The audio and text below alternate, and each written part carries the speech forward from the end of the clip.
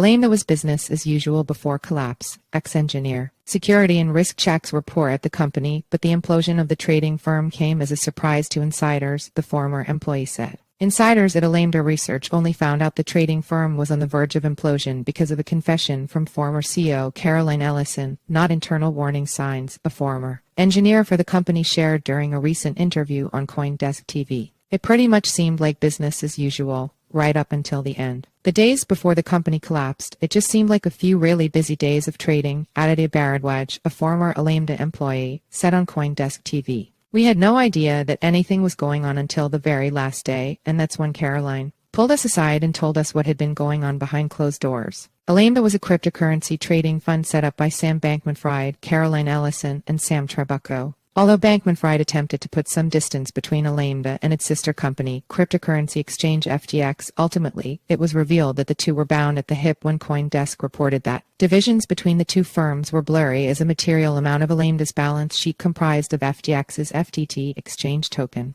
Ultimately, those revelations resulted in the collapse of both Alameda and FTX along with criminal charges against Bankman-Fried. His trial on fraud and conspiracy charges kicked off Wednesday. CoinDesk verified that Baradwaj was an employee of Alameda by reviewing payslips he provided. Baradwaj also said that the internal security practices as well as checks and balances at the trading firm were quite poor, which resulted in a fat finger trade in 2021 that caused the price of Bitcoin to temporarily dip by up to 87%. CoinDesk reported at the time, also citing Baradwaj, that a misplaced decimal caused a large trade to go through which sold Bitcoin for pennies on the dollar. Alameda's poor security and risk checks stood out, especially when you consider that traditional firms would have had these measures in place, he said during the interview. The environment at both Alameda and FTX was one where huge monetary decisions were made with minimal oversight. While there were many issues, we never expected outright illegal activities. In Michael Lewis, Going Infinite, the author notes that FTX had switched off Alameda's risk limits to make itself more appealing, later writing that the losses caused by this unsettling policy were in any case trivial.